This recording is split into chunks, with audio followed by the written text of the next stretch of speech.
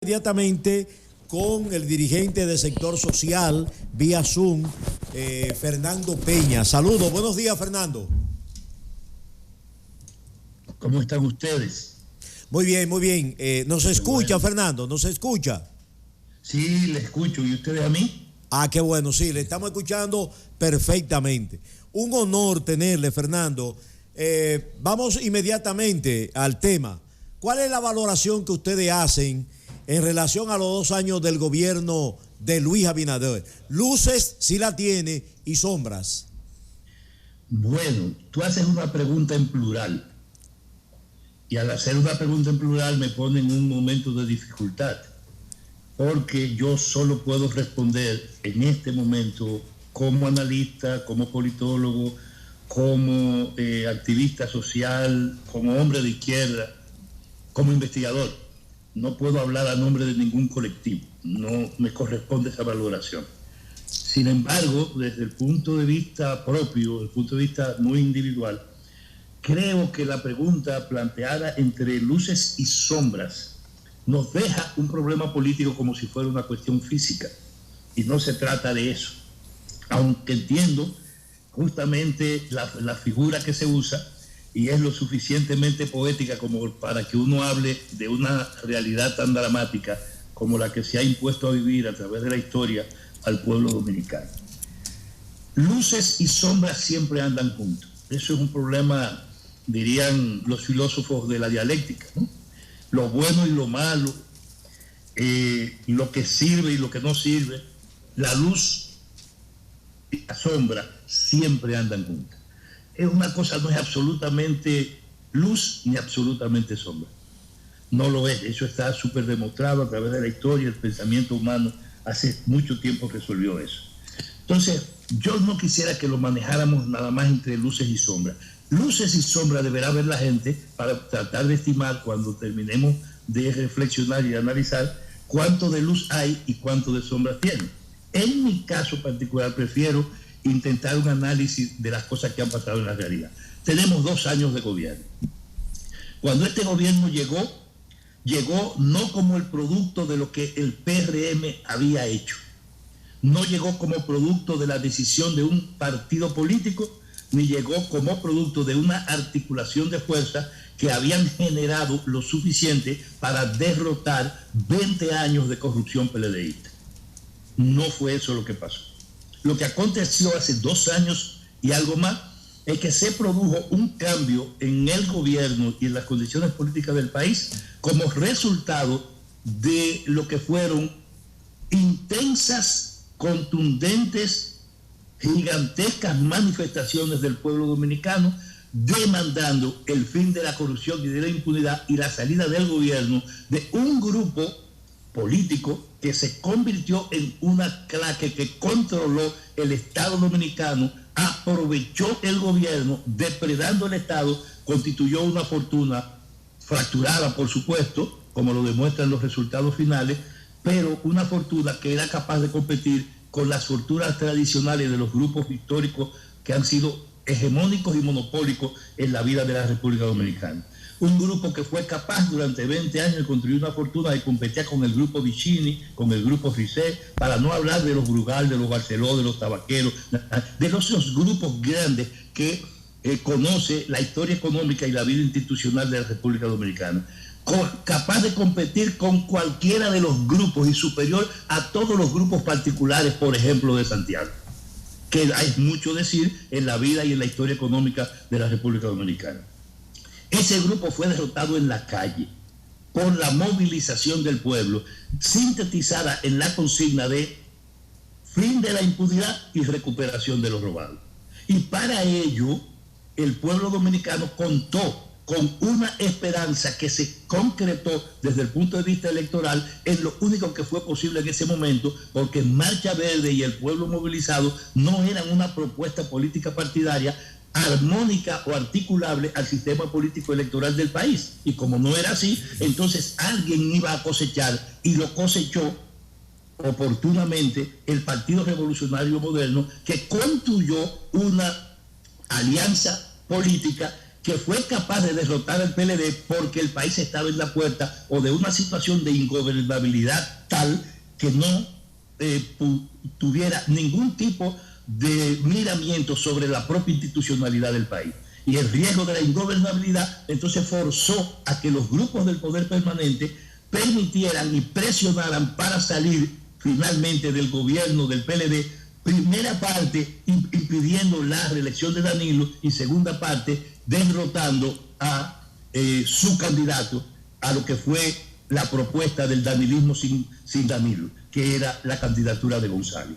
Cuando eso se produjo, los grupos económicos poderosos secuestraron el producto político y se hicieron cargo del gobierno que salió de las elecciones pasadas. Entonces lo que hemos tenido durante estos 2 años no es el gobierno del PRM, porque si fuera así, los PRMistas no estuvieran movilizándose activamente durante estos 2 años, mínimo exigiendo empleo, porque efectivamente hemos tenido un gobierno que ha estado bajo el control absoluto de los grupos oligárquicos tradicionales, que son los que secuestraron el producto de las elecciones pasadas para poner el gobierno al servicio de esos grupos empresariales. Y entonces aquí una troika muy específica de los grupos empresariales oligárquicos y monopólicos han controlado la vida dominicana de manera más directa, incluyendo que ahora no se hacen representar a través de la clase política de forma directa, sino a través de sus propios alfiles. Y si no fuese así, no hubiésemos tenido que ver apenas hace un par de meses o mes y medio la renuncia del principal funcionario de este gobierno, que representó siempre los intereses del grupo Vicini y de esa articulación oligárquica que controla la República Dominicana. Eso es lo que ha pasado. Entonces hemos tenido un gobierno que bajo el liderazgo del presidente Abinader tampoco ha podido cumplir con una cuestión clave de la realidad dominicana, que era llenar el vacío político, el vacío de dirección con que quedó la clase política después de haberse desmantelado por completo, por razones naturales, el liderazgo tradicional de la vida política, Bosch, Balaguer, Peña Gómez, y que no se pudo ni con Hipólito primero ni con Leonel Fernández después llenar ese vacío de liderazgo de la clase dominante. Y al no llenarse, entonces tenía que aparecer una figura, y por eso hoy Luis Abinader Corona es el presidente de la República, no como el producto de un acumulado histórico, ni en su propio partido, ni en la vida política dominicana. Entonces hemos tenido un gobierno efectivamente encabezado por una persona a quien el pueblo atribuyó, y por eso votó por él, no solo la suficiente esperanza, la posibilidad de un gobierno decente, sino incluso hasta el reconocimiento de la propuesta de juventud que significaba frente a los anteriores candidatos, o quemados por la inconducta, o sencillamente parte de lo viejo en forma directa. El presidente Abinader entonces ha sido la cabeza de un gobierno bajo el control de los grupos oligárquicos de la República Dominicana. Fernando Divino de este lado. Mira, una pregunta. Tú fuiste una figura importante en el pasado gobierno de enfrentar el problema energético, y eres parte importante del observatorio de la UAS en ese renglón. ¿Cuál es tu valoración sobre el gobierno de Luis Abinader en materia energética en la República Dominicana? Perfecto, mi querido. Debo decirte, como acostumbra la historia, Faén.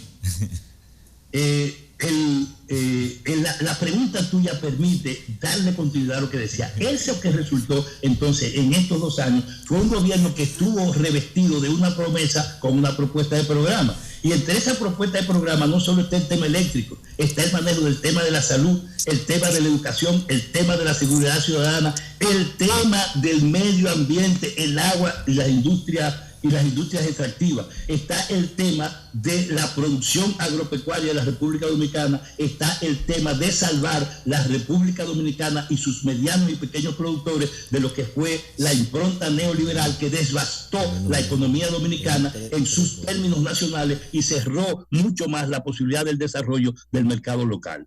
Esa propuesta de programa que él encabezó, que incluía lo que tú preguntas del tema eléctrico, es una propuesta que cuando usted le pasa balance, usted tiene que asombrarse. Y yo lo voy a decir de manera breve, a ligar a las últimas encuestas, incluso a una encuesta que está circulando desde el día de ayer, hecha por los grupos gobernantes, incluso por los grupos dominantes, y promovida justamente por parte de las respuestas que van a ser alternativas o diferenciadoras de lo que va a pasar en el discurso de esta noche o a partir del discurso de esta noche. Fíjate lo siguiente, Faén. El PRM durante casi 4 años de discusión del pacto eléctrico, solamente estuvo presente en la primera parte y se retiró.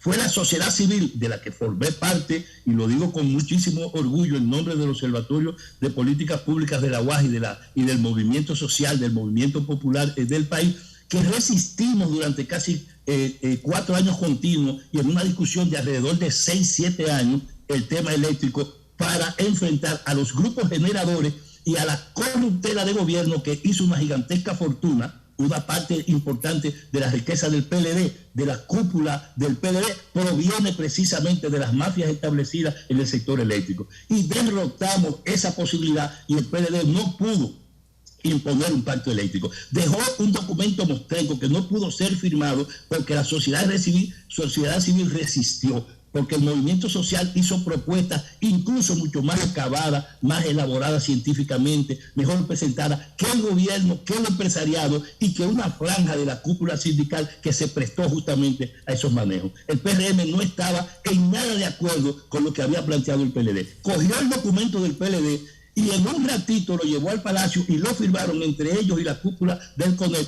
a tal punto que cuando lo firmó el presidente Abinader dijo que ese pacto no era suficiente y él no estaba totalmente contento con el mismo. Pero Fernando, no firmó solo con el empresariado, Fernando, porque la sociedad civil no firmó. Entonces no existe pacto. Sí, eso que ellos firmaron ya ha tenido que volverse atrás, e incluso un tribunal acaba de tomar una decisión sobre el tema de la tarifa diciendo que fue ilegal lo que se hizo desde el año pasado y por lo menos en sentencia directa ordenó la devolución a los usuarios y a los consumidores, a quienes fueron estafados, de alrededor de 800 millones de pesos. Fernando, en 3 años son más de 3.000. Sí, Fernando, me escucha. Por cuestión de tiempo, tenemos que pasar a otros invitados que tenemos aquí, pero le agradecemos infinitamente su participación en este programa especial del día de hoy.